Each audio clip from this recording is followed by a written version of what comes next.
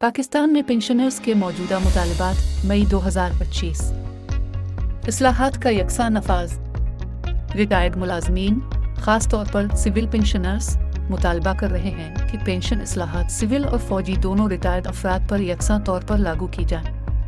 ख़ास तौर पर फ़ौज के लिए कंट्रीब्यूटरी पेंशन स्कीम पर अमल दरामद में ताख़ीर को नाइंसाफ़ी करार दिया जा रहा है। मौजूदा पेंशनर्स के हुकूक़ का तहफ़्फ़ुज़। पेंशनर्स इस खदशे का इजहार कर रहे हैं कि जो लोग पहले से मुतअद्दिद पेंशन्स ले रहे हैं उनकी पेंशन्स ख़त्म की जा सकती हैं, जिससे उनका रोज़गार मुतासिर होगा। वो चाहते हैं कि उनके हासिल शुदा पेंशन हुकूक का तहफ़्फ़ुज़ किया जाए। पेंशन में कटौती या मुंजमद करने की मुखालफत।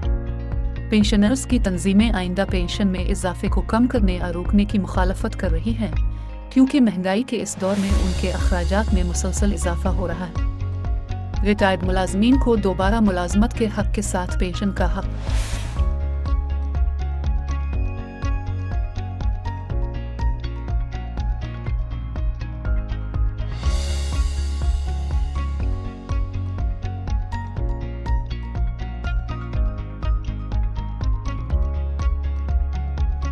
पेंशन को महंगाई के साथ मुंसलिक करना। पेंशनर्स का मुतालबा